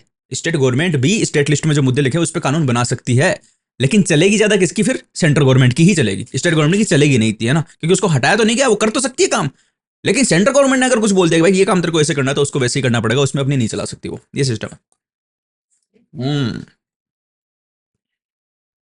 The laws made by the parliament on the state subjects during a national emergency becomes inoperative in 6 months after the emergency has ceased to operate. देखो मैंने ये बताया कि भाई साहब सेंट्रल गवर्नमेंट जो है उसको अपनी अपने पावर मिले हुए हैं। नॉर्मल कंडीशन की बात कर रहा हूँ मैं, स्टेट गवर्नमेंट को अपने पावर मिले हुए हैं, है ना, ये कॉन्स्टिट्यूशन ने बांटे हुए कि भाई तेरे कामों पे तो तू कानून बना, इसके में तू कानून बना, दोनों एक दूसरे के टांग मत लगाना। ये कब बोलते हैं हम, कॉन्स्टिट्यूशन ये बात कब बोलता है, जब नॉर्मल कंडीशन चल रही हो। लेकिन इमरजेंसी तो नॉर्मल कंडीशन है नहीं। इमरजेंसी लगी हो तो फिर क्या होता है, ये वाला सिस्टम बोलो, इसके काटा लगा दो, सारे काम अब सेंट्रल गवर्नमेंट के अधिकार में आ गए हैं। सेंट्रल गवर्नमेंट जो चाहे देश में वो कानून बना सकती है, जिस स्टेट को जो निर्देश देना चाहे वो कर सकती है। सबसे पावरफुल और मस्कुलर कौन बन गई, सेंट्रल गवर्नमेंट बन गई, ठीक है। तो अब सेंट्रल गवर्नमेंट उन मुद्दों पे भी कानून बना लेगी जो स्टेट लिस्ट में लिखे हुए हैं, है ना, स्टेट लिस्ट में लिखे हुए हैं, जिन पे नॉर्मल कंडीशन में सेंट्रल गवर्नमेंट कानून नहीं बना सकती, उन पे भी कानून बना लेगी। हाँ, तो भाई सेंट्रल गवर्नमेंट ने मान लो स्टेट लिस्ट के कोई मुद्दे पे कानून बना दिया और वो कानून चल रहा है आराम से, ठीक है। अब इमरजेंसी खत्म हो गई यहाँ पे, मान लो 1 जनवरी को इमरजेंसी खत्म कर दी गई, 1 जनवरी 2025 को इमरजेंसी खत्म कर दी गई। तो जो ये कानून सेंटर बना चुकी है ऑलरेडी, इसका क्या होगा? क्योंकि नॉर्मल कंडीशन में तो तुमने बताया कि स्टेट गवर्नमेंट के मुद्दे पे, स्टेट लिस्ट के मुद्दे पे सेंट्रल गवर्नमेंट कानून नहीं बना सकती, लेकिन क्योंकि इमरजेंसी चल रही थी तब उसने इमरजेंसी में तो कानून बना दिया। अब वो कानून तो बना हुआ पड़ा है, तो फिर इस इमरजेंसी का खत्म होने के बाद क्या होगा? तो खत्म होने के बाद भाई ये होगा कि 1 जनवरी 2025 से 6 महीने देखे जाएंगे, है ना, 30 जून 2025 तक 6 महीने खत्म होंगे। ये जो भी कानून इमरजेंसी में बनाए गए थे वो इमरजेंसी खत्म होने के 6 महीने तक तो चालू रहेंगे, और 6 महीने के बाद में अपने आप खत्म हो जाएंगे सारे कानून जो कि सेंटर ने बना दिए थे। समझ गए बात? अपने आप खत्म, ऑटोमेटिक इरेजल सिस्टम लगा हुआ है। 6 महीने का गैप इसलिए देते हैं ताकि उन कानूनों के हिसाब से जो भी काम हुए थे या फिर जो भी काम नए चल रहे हैं उनको खत्म कर ले, सारा एडजस्टमेंट कर ले, उसके बाद वो कानून वो खत्म हो जाएगा। क्योंकि कानून कोई काम करने के लिए बनाया गया होगा, वो काम चल रहा होगा तो उसका सारा सिस्टम सेट हो जाए, उसके बाद में 6 महीने बाद में ऑटोमेटिक खत्म होगा। ऑटो डिलीट सिस्टम है इसमें, ठीक है, ये वाला सिस्टम बताया और कुछ नहीं ज्यादा। तो कब खत्म हो जाएंगे कोई भी कानून जो बनाए गए थे? तो ये लिखा हुआ the law made by parliament on state subject during a national emergency become inoperative, यानी वो खत्म हो जाते हैं 6 मंथ आफ्टर, 6 महीने के बाद में, किसके? The emergency has ceased to operate, यानी जिस दिन इमरजेंसी को खत्म करने का आदेश जारी कर दिया कि इमरजेंसी आज से बंद हो गई, उसके 6 महीने बाद की डेट में वो कानून अपने आप खत्म हो जाएंगे जो कि पार्लियामेंट ने यानी कि संसद ने स्टेट लिस्ट के मुद्दों पर बनाए थे। नोटेबली ध्यान दो, while a proclamation of national emergency is in operation, जब तक नेशनल इमरजेंसी चल रही होती है, यानी कि उसका प्रोक्लेमेशन ऑपरेशन में होता है, यानी खत्म नहीं की, इमरजेंसी चल रही है, the president can issue ordinance on the state subject also if the parliament is not in session. तो देखो नॉर्मल कंडीशन क्या होता है, ऑर्डिनेंस क्या होता है, ऑर्डिनेंस में पढ़ेंगे आगे, प्रेसिडेंट का भी पूरा चैप्टर आएगा, अभी चालू होने वाला है इसके बाद में, ये इमरजेंसी खत्म होने के बाद में। तो नॉर्मली क्या होता है, पार्लियामेंट जब भी कानून बनाती है ना, तो ये 2 हाउस हमारे हैं, पहले लोकसभा, राज्यसभा, इन दोनों से कोई भी बिल पास कराना होता है, फिर प्रेसिडेंट के पास जाता है, फिर प्रेसिडेंट उस पर साइन करता है, उसके बाद वो कानून बनता है। लेकिन कभी कभी क्या होता है, इनकी छुट्टी रहती है, लोकसभा राज्यसभा की छुट्टी में रहती है, ये जब इनकी चलती नहीं रहती है, इसको बोलते हैं सदन चलना और सदन ना चलना, है ना, house is in operation, house is in not operation, जो भी। तो काम ही नहीं कर रही तो भाई पास कैसे कराओगे? तो कोई मान लो ऐसे जरूरी मुद्दा आ गया जिस पे कानून बनाना जरूरी है, तो फिर ये तो काम ही नहीं कर रही है, तो छुट्टी पे गए हुए हैं, अब कैसे बनेगा कानून? तो प्रेसिडेंट को पावर दी गई है कि भाई साहब ये अगर छुट्टी पे गए हुए ना लोकसभा राज्यसभा, तो प्रेसिडेंट डायरेक्ट एक अपना ऑर्डर निकाल सकता है, उसको बोलते हैं ऑर्डिनेंस। नाम में देखो ऑर्डिनेंस, ऑर्डर सा लिखा हो ना, ऑर्डिनेंस। ऑर्डिनेंस भी क्या होता है, कानून के जैसे ही काम करता है ये भी। जो काम करवाना है कानून से, वो प्रेसिडेंट ऑर्डिनेंस निकाल के काम करवा सकता है। कब करवा सकता है? जब कोई सदन ना चल रहा हो, है ना, क्योंकि सदन नहीं चल रहा तो पास ही नहीं करवा सकते, वो काम जरूरी है तो ऑर्डिनेंस निकाल सकता है। ऑर्डिनेंस की वैलिडिटी 6 महीने की होती है, वो हम देखेंगे आगे 6 महीने क्यों होती है, क्या होता है, क्या सिस्टम, वो जब देखेंगे प्रेसिडेंट तब देखेंगे।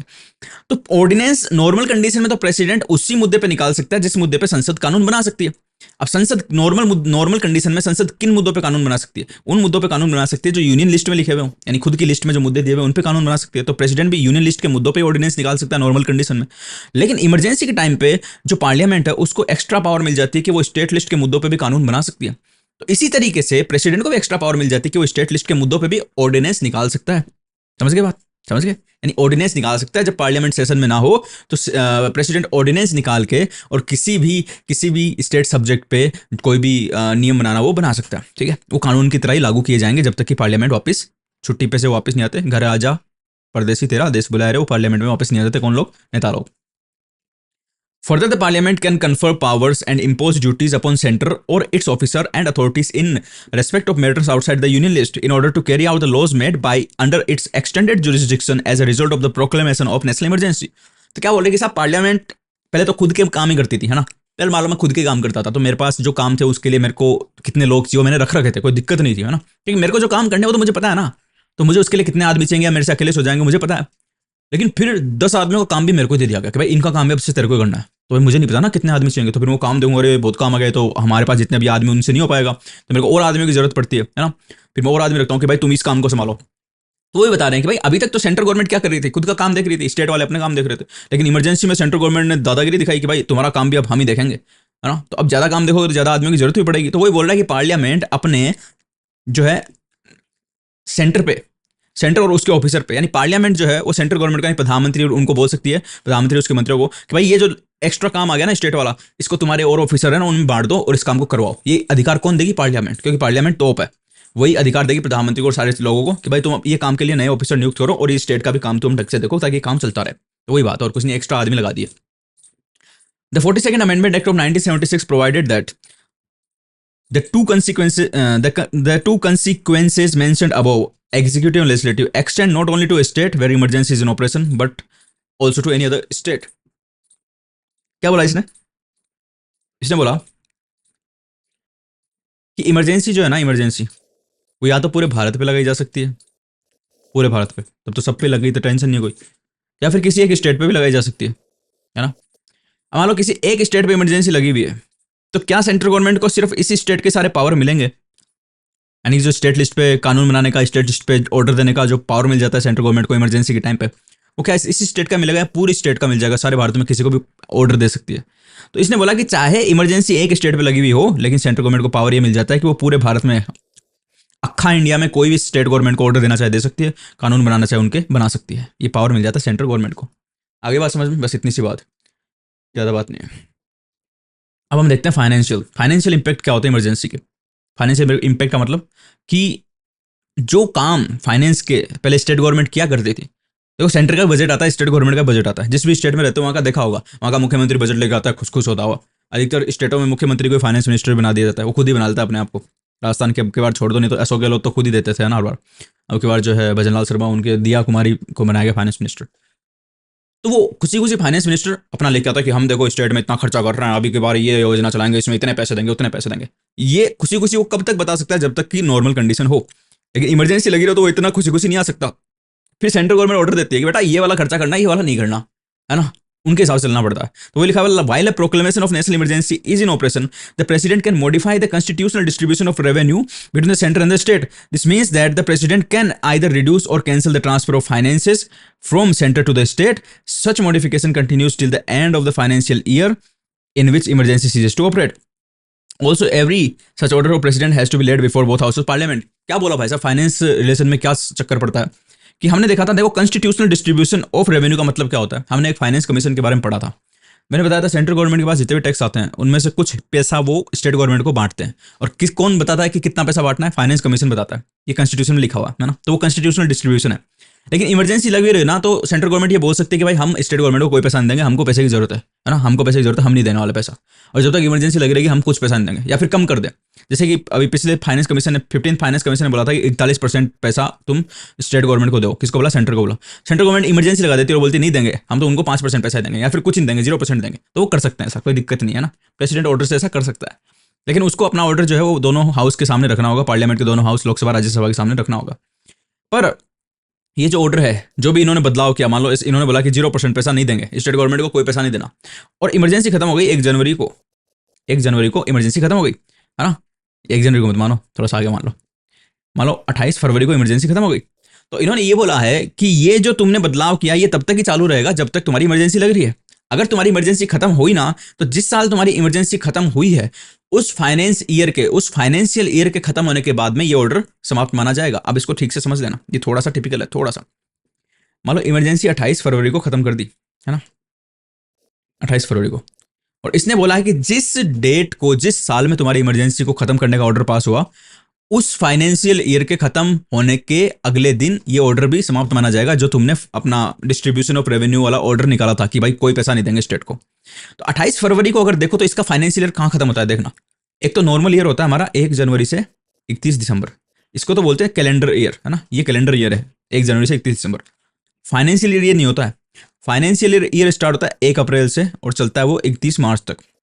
तो अगर मैं इसको कैलेंडर ईयर बोलता, 28 फरवरी को मैं अगर कैलेंडर ईयर के हिसाब से देखूं, तो ये ईयर कब खत्म होगा? ये 1 जनवरी से स्टार्ट हुआ होगा, 28 फरवरी बीच में आई होगी और 31 दिसंबर को ये खत्म होता, ठीक है। अगर ये नॉर्मल ईयर होता तो यानी कि वो ऑर्डर अभी और कितने फरवरी के बाद में, और जनवरी फरवरी 2 महीने खत्म हुए, 10 महीने और चलेगा, है ना। लेकिन यहाँ पे लिखा हुआ है फाइनेंस ईयर के। इसका मतलब क्या हुआ कि 28 फरवरी कोई भी साल की, मान लो 2024 की 28 फरवरी है ना। अब 28 फरवरी 2024 की, और इसने बोला कि जब इमरजेंसी खत्म हो, इमरजेंसी खत्म करने का ऑर्डर 28 फरवरी 2024 को पास हुआ, जब इमरजेंसी खत्म करने का ऑर्डर पास हो, उस फाइनेंस ईयर के खत्म होते ही ये ऑर्डर भी समाप्त माना जाएगा, जो कि आपने स्टेट्स को कोई पैसा नहीं देने का या फिर कम पैसा देने का ऑर्डर जो भी पास किया था उसको, है ना। तो 28 फरवरी 2024 के बाद में फाइनेंस ईयर कब खत्म होगा, तो मैंने बताया फाइनेंस ईयर होता है 1 अप्रैल से 31 मार्च तक। तो ये जो फाइनेंस ईयर था ये पिछली 1 अप्रैल 2023 को शुरू हुआ होगा, है ना, और 31 मार्च 2024 को खत्म होगा। तो फरवरी तो आ गई, ठीक है, तो अगला 31 मार्च कब आएगा? 31 मार्च कब आएगा? 31 मार्च 2024 कितने दिन बाद में आएगा? 31 दिन बाद में। तो 1 अप्रैल 2024 से ये ऑर्डर जो है, जो कि रेवेन्यू फाइनेंशियल कमीशन कितना पैसा देगा कितना नहीं देगा उसमें जो चेंज किए थे, वो ऑर्डर भी खत्म माना जाएगा कब से? जब वो फाइनेंशियल ईयर खत्म हुआ। समझ रहे हो बात को? यानी कि जिस भी साल में, जैसे मान लो फॉर एग्जाम्पल 30 जून को, 25 जून मान लो यार, तुम बोलोगे एक जैसा ही क्यों, तो 25 जून 2023 को ऑर्डर पास हुआ कि आज से इमरजेंसी खत्म की जाती है। तो अब इसका फाइनेंशियल ईयर कब खत्म होगा? तो फाइनेंशियल शुरू होता है 1 अप्रैल से। अब जून के बाद में अप्रैल वापस आएगी क्या? नहीं आएगी ना, यानी अप्रैल तो पहले गई, ठीक है। अब जून के बाद में क्या आएगा? मार्च आएगा। मार्च कब आएगा? तो भाई 31 मार्च 2024 ही तो आएगा ना। 2023 का मार्च भी नहीं आ सकता, वो भी गया। तो 31 मार्च 2024 को ये ईयर खत्म होगा, फाइनेंशियल ईयर। तो 31 मार्च 2024 को वो ऑर्डर भी खत्म हो जाएगा, और 1 अप्रैल जब अगला दिन आएगा, क्योंकि मार्च के बाद में अप्रैल आता है, तो 1 अप्रैल अगला दिन आएगा, तो उस डेट से वो ऑर्डर खत्म माना जाएगा। कौन सा ऑर्डर? जो कि चेंज करता है constitutional distribution of revenue between the centre and the state, यानी फाइनेंस कमीशन वाले ऑर्डर की बात कर रही है। जो स्टेटरी और वो ग्रांट्स हमने देखी थी उनकी बात कर रही है, यानी जो पैसा सेंटर स्टेट गवर्नमेंट को देती है, इमरजेंसी मना कर सकती है कि नहीं देंगे, उसके लिए प्रेसिडेंट ऑर्डर निकालता है। कौन निकालता है? प्रेसिडेंट मॉडिफाई कर सकता है कॉन्स्टिट्यूशनल डिस्ट्रीब्यूशन को, और ये मॉडिफिकेशन तब तक ही चालू रहेगा जब तक इमरजेंसी लगी हुई रहेगी। लेकिन इमरजेंसी खत्म होते ही ये ऑर्डर खत्म नहीं हो जाएगा। ये इमरजेंसी खत्म होने वाली डेट को आप देखना पड़ेगा कि कौन से साल में इमरजेंसी खत्म हुई है, उस फाइनेंशियल ईयर के खत्म होने पर ही ये खत्म होगा। तो वही लिखा हुआ है, such modification continues till the end of the financial year, till the end of the financial year, यानी कि till the 31 March of that financial year in which emergency ceases to operate, जिस ईयर में, जिस financial year में emergency खत्म हुई है। Also every such order of president has to be laid before each house of parliament. तो बोला कि साहब ऐसा प्रेसिडेंट का जो ऑर्डर है इमरजेंसी में डिस्ट्रीब्यूशन ऑफ रेवेन्यू चेंज करने का, वो दोनों हाउस ऑफ पार्लियामेंट के सामने भी रखना पड़ेगा, ठीक है। अच्छा, effect on the life of Lok Sabha and state assembly, तो मैंने ये बता दिया कि ये एक एक साल के लिए बढ़ाई जा सकती है। क्या लिख रहा है?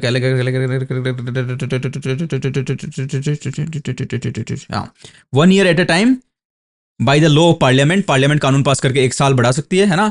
और ये एक्सटेंशन आगे नहीं बढ़ सकता। However this extension can not continue beyond a period of 6 month after the emergency has ceased to operate, यानी इमरजेंसी खत्म कर दी तो उसके 6 महीने तक ये एक्सटेंशन रह सकता है, उसके आगे नहीं जा सकता। मान लो इसमें क्या बोला गया? इसमें ये बोला गया कि आपने मान लो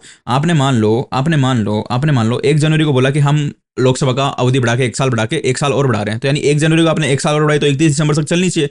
लेकिन मान लो फिर 5 जनवरी को इमरजेंसी खत्म कर दी, है ना, लोगों ने मीटिंग बुला ली, भाई इमरजेंसी खत्म करो।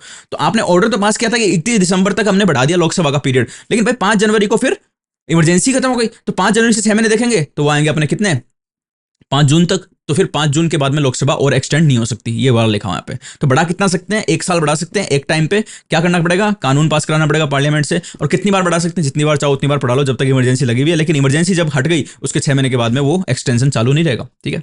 और वही सेम चीज स्टेट असेंबली के लिए बोली गई है। फंडामेंटल राइट पे क्या फर्क पड़ता है? तो मैंने बताया था आर्टिकल 358 होता है, एक आर्टिकल 359 होता है। आर्टिकल 358 जो होता है वो अपने आप स्टार्ट हो जाता है कब? जब इमरजेंसी लगी हुई हो, एक्सटर्नल इमरजेंसी। और एक्सटर्नल इमरजेंसी का मतलब क्या होता है? जब किसी ने हमने हमला कर दिया हमारे पे, हम दूसरे देश ने, या फिर दूसरे देश के साथ हमारा युद्ध चालू हो गया, तो उसको हम एक्सटर्नल इमरजेंसी बोलते हैं। अगर वो लगी और इसको पता चला अच्छा एक्सटर्नल इमरजेंसी लगी,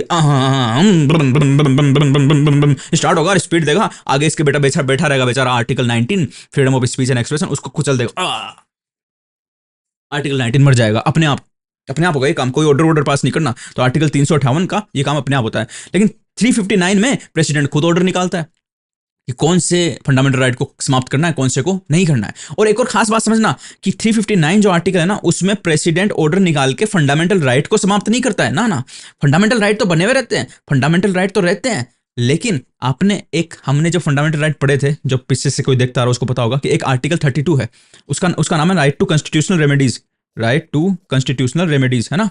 वो राइट टू कॉन्स्टिट्यूशनल रेमेडी समाप्त हो जाता है कि भाई आप कोर्ट में नहीं जा सकते। आपका फंडामेंटल राइट अगर कोई छीन रहा है ना, आपका फंडामेंटल राइट अगर कोई छीन रहा है तो फिर आप कोर्ट में नहीं जा सकते, आप कोर्ट में नहीं जा सकते। ये राइट समाप्त कर देता है कौन? आर्टिकल 359 कि आपका फंडामेंटल राइट छीना गया तो आप कोर्ट में नहीं जा सकते। अब भाई अगर सरकार आपका फंडामेंटल राइट छीन रही है और आप कोर्ट में नहीं जा सकते तो फिर आपको फंडामेंटल राइट नहीं मिल रहा है एक तरीके से, ये तो बात होगी ना। तो वो वाली बात है। और ये कौन कौन से राइट पे लागू होगा ये वाला नियम, जो कि प्रेसिडेंट अपने ऑर्डर में लिखेगा। तो वही देखते हैं, suspension of fundamental right under article 19, article 358 when a proclamation of emergency is made the 6 fundamental right under article 19 are automatically suspended, no separate order for the suspension is required. यानी अपने आप ही suspend हो जाते हैं। ठीक है, कब हो जाते हैं? when the national emergency ceases to operate, नहीं, when the proclamation of national emergency is in operation, the state is freed from the restriction imposed by article 19। यानी कि सरकार पे आर्टिकल 19 के रिस्ट्रिक्शन लागू नहीं होते। आर्टिकल 19 के रिस्ट्रिक्शन लागू नहीं होते सरकार पे, कब? जब इमरजेंसी लगी हुई रहे, है ना। In other words, the state can make any law or can any executive action abridging the taking away the 6 fundamental right guaranteed by Article 19. Any such law or executive action cannot be challenged on the ground that they are inconsistent with 6 fundamental right guaranteed by the Article 19. Article 19 के अधिकार तो कुछ कुछ याद है ना, कि आप बोलने की आज़ादी होगी, व्यापार करने की आज़ादी होगी, कहीं पे भी रहने की आज़ादी होगी, कहीं भी बच्चे खाने की आज़ादी, यानी घूमने की आज़ादी होगी। तो इन सब चीज़ों को रोका जा सकता है। कब रोका जा सकता है? अगर इमरजेंसी लगी भी रहो। तो इमरजेंसी लगी हुई रहे तो लोगों को बोलने से भी रोका जा सकता है कि सरकार के खिलाफ कोई नहीं बोलेगा। अभी बोल दो सरकार ये बात कि कोई नहीं बोलेगा सरकार के खिलाफ, बहुत हवा हो जाएगा। लेकिन इमरजेंसी लगी रहे तो ये राइट छीना जा सकता है। ठीक है, any law made during the emergency to the extent of inconsistency with article 19 ceases to have effect. कब? After the emergency comes to end, यानी जब इमरजेंसी खत्म होती है। तो कोई अगर ऐसा कानून बनाया गया था जिसके द्वारा आर्टिकल 19 का अधिकार छीना गया था, इमरजेंसी खत्म होते ही, यानी इमरजेंसी चल रही है तब तक, तो ये कानून, ये आर्टिकल 19 का मूल अधिकार यानी कि फंडामेंटल राइट मर जाएगा। लेकिन इमरजेंसी जैसे मरी, यानी इमरजेंसी जैसे खत्म हुई, वैसे ये अधिकार वापस से जिंदा हो जाएगा कि भाई हाँ हम आ गया, अब बोलो कौन छीन रहा है freedom of speech and expression? कोई को नहीं छीनने दिया जाएगा, है ना। तो ये सिस्टम है कि इमरजेंसी जब हटेगी तो ये ऑटोमेटिकली रिवाइव हो जाएगा, यानी अपने आप जीवित हो जाएगा ये अधिकार और लोगों को वापस से मिल जाएगा एंड कम्स इनटू फोर्स। और इमरजेंसी के टाइम पे जो जो कानून ऐसे बनाए गए थे जिनसे इस अधिकार को छीना गया था, वो कानून उतने इनवैलिड हो जाएंगे, उतने इनवैलिड हो जाएंगे। कैसे? जैसे मान लो न्यूज़पेपर जो है, न्यूज़पेपर में न्यूज़ लिखना आर्टिकल 19 के अंतर्गत अधिकार माना जाता है, freedom of speech and expression, कि कोई भी न्यूज़पेपर सही न्यूज़ें छाप सकता है। अब मान लो इमरजेंसी के टाइम पे कोई कानून बनाया गया जिसमें कई चीज़ें लिखी गई, जैसे कि न्यूज़पेपर वाले को ये परमिशन लेनी पड़ेगी, इस ऑफिस में रजिस्ट्रेशन कराना पड़ेगा, ये तो नॉर्मल प्रोसीजरल हो गई है ना। और एक और लिख दिया कि न्यूज़पेपर छापने से पहले सरकार के इस अधिकारी को देना पड़ेगा, वो देखेगा उसमें कुछ सरकार के खिलाफ तो नहीं लिखा हुआ है, अगर लिखा हुआ है तो उस न्यूज़पेपर को छपने से वो मना कर देगा और फिर वो न्यूज़पेपर नहीं छपेगा। तो इसको बोलते हैं प्री सेंसरशिप, यानी कोई भी चीज़ छपने से पहले तुम देखो कि तुम्हारे खिलाफ तो कुछ नहीं लिखा हुआ उसमें, और उसको तुम हटवा दो या फिर उसको छपने नहीं दो। ये अंग्रेज क्या करते थे, लेकिन अभी ये बैन है, आर्टिकल 19 में ये बैन है, ये right to freedom of speech and expression के खिलाफ है। ठीक है, प्री सेंसरशिप। तो इमरजेंसी में तो आप ऐसी प्री सेंसरशिप कर सकते हो। इस कानून में 2 चीज लिखी हुई थी, एक तो प्रोसीजर लिखे हुए थे कि किसी को भी न्यूज एजेंसी चालू करनी तो उसको यहाँ रजिस्ट्रेशन करना पड़ेगा, ये तो नॉर्मल चीज है, सरकार करवाती है रजिस्ट्रेशन, कोई दिक्कत नहीं। लेकिन दूसरी जो चीज लिखी हुई थी ना कि इसको पहले दिखाना पड़ेगा न्यूज़पेपर को छपने से पहले कि हमारे खिलाफ कुछ तो नहीं छपा, ये वाली गलत है। लेकिन इमरजेंसी में ही चल जाएगी, क्यों? क्योंकि इमरजेंसी में आर्टिकल 19 हट जाता है। अब मान लो इमरजेंसी हटा दी गई तो ये कानून तो बना हुआ है, कानून तो अपने आप नहीं हटेगा। कानून जो बन जाते हैं इमरजेंसी के टाइम पे वो अपने आप थोड़ी हटते हैं, वो तो 6 महीने बाद हटते हैं ना। 6 महीने बाद, अभी बताया था मैंने कि इमरजेंसी खत्म होने के 6 महीने बाद वो कानून हटते हैं जो स्टेट लिस्ट में बनाए गए हो। अगर यूनियन लिस्ट में बनाए गए तो वो तो अपने आप हटेंगे भी नहीं। तो फिर क्या बोला इसने कि भाई इमरजेंसी जिस दिन हट जाएगी ना, उस दिन जो भी कानून बनाए गए थे इमरजेंसी के दौरान जिनमें किसी भी फंडामेंटल राइट को छीना गया था, जैसे यहाँ पे ये प्री सेंसरशिप की वजह से आर्टिकल 19 छीना गया, तो उस कानून का उतना पार्ट अपने आप निरस्त हो जाएगा जो कि फंडामेंटल राइट छीनता है। यानी ये प्री सेंसरशिप वाला पार्ट है ना, इस कानून से निरस्त मान लिया जाएगा कि इस कानून में ऐसा कुछ लिखा हुआ ही नहीं है, फिर लोग ऐसा मान लेंगे ये वाली चीज नहीं चलेगी, इस चीज को लागू नहीं करवा सकती फिर सरकार, है ना। हाँ, ये तो चालू रहेगा कि भाई ऑफिस नया खोलो, तुम नया न्यूज एजेंसी खोलो तो उसका रजिस्ट्रेशन करना, ये चलता रहेगा क्योंकि इसमें कोई भी दिक्कत नहीं है, ये कोई फंडामेंटल राइट का वो नहीं करता है, उल्लंघन नहीं करता है। लेकिन दूसरा जो था प्री सेंसरशिप वाला पोर्शन इस कानून का, वो फिर निरस्त हो जाएगा, वो इनवैलिड हो जाएगा, वो अवैध करार दे दिया जाएगा। समझ गए? ये बताया है बस, और कुछ नहीं। However, no remedy for anything done during emergency even after the emergency expire. लेकिन इमरजेंसी जब चल रही थी तब लोगों के फंडामेंटल राइट जो छीने गए थे उसके द्वारा जो भी किया गया, लोगों के छीने गए अधिकार, लोगों पे उत्पीड़न किया गया, उसके लिए कोई भी कोर्ट वोट कुछ भी इलाज नहीं करेगा। बोलो भाई साहब वो तो इमरजेंसी चल रही थी, उसके लिए हम कुछ नहीं कर सकते, अब कोई तुम्हारा छीने तो बताओ, इमरजेंसी में तो कुछ भी कर रहे होंगे, हम नहीं पता। लेकिन अब कोई छीन रहा है तुम्हारा अधिकार, अब कोई इमरजेंसी खत्म हो गई ना, अब तुम्हारा आर्टिकल 19 कोई छीने, अब तुम्हारा आर्टिकल 14, 15, 16, 17 कोई छीने, तो हमको बताओ, हम करेंगे इलाज उसका। ऐसा बोलते हैं कौन? Court. The 44th Amendment Act of 1978 restricted the scope of Article 358 in two ways. Firstly, the six fundamental rights under Article 19 can be suspended only when the national emergency is declared on the ground of war and external aggression, not on the ground of armed rebellion. तो ये मैं पहले बता चुका हूँ चीख चीख के 5 बार कि एक्सटर्नल इमरजेंसी के केस में ही आर्टिकल 19 का फंडामेंटल राइट छीन सकता है आर्टिकल 358 अपने आप। आर्म्ड रिबेलियन जिसको इंटरनल इमरजेंसी बोलते हैं उस केस में नहीं छीना जाएगा। दूसरा, secondly, only those laws which are related with the emergency are protected from being challenged and not other laws. Also, the executive action taken under the such laws is protected. क्या बोल रहा है ये ऐसे बोल रहा है भाई साहब कि केवल वो कानून ही आर्टिकल 19 का फंडामेंटल राइट छीन सकते हैं जो इमरजेंसी से जुड़े हुए हैं। ऐसा नहीं कोई कानून जो इमरजेंसी से कहीं से उसका कोई लेना देना नहीं है। कोई पंचायत का कानून बन रहा है, कोई म्यूनसिपैलिटी का कोई रोड बनाने का कानून बना रहे हैं और उसमें हर कुछ डाल दिया क्योंकि इमरजेंसी लगी हुई है ना। भाई तुम्हारा काम ही नहीं है इसमें। इमरजेंसी लगी हुई है तो इमरजेंसी जहां लगी हुई है वहां पे कोई कानून बन रहा होगा उस कारण से। मान लो इमरजेंसी लगी हुई है कि लोगों ने किसी ने हमला स्टार्ट कर दिया तो फौज के लिए जमीन चाहिए, तो ये कानून बनाया जा सकता है कि भाई लोगों को इस जमीन पर रहने नहीं दिया जाएगा क्योंकि right to reside in any part of the India के किसी भी पार्ट पे रहना भी आर्टिकल 19 के अंतर्गत अधिकार है। तो क्योंकि फौज को जगह चाहिए तो लोगों को निकाला जा सकता है वहां से, है ना। निकाल दिया क्यों? उसकी जरूरत थी क्योंकि उसी वजह से तो इमरजेंसी लगी थी भाई कि लड़ाई हो रही है तो फौज को लड़ना है, फौज को रखना पड़ेगा ना, तो इसलिए लोगों का अधिकार छीन लिया।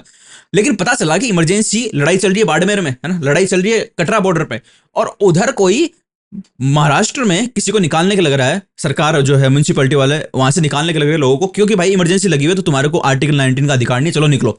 बिल्डरों ने पैसे दे दिए, इस वजह से वो उनको निकाल के बिल्डर का वहां पे सोचा कि इमरजेंसी में काम करते हैं, इनको निकला देते हैं क्योंकि आर्टिकल 19 के पास है नहीं, है ना, गंदी बस्ती है, इसको खाली कराते हैं और यहाँ पे एक बड़ा सारा बिल्डर का वो क्या बोलते हैं मल्टीप्लेक्स खड़ा कर देते हैं।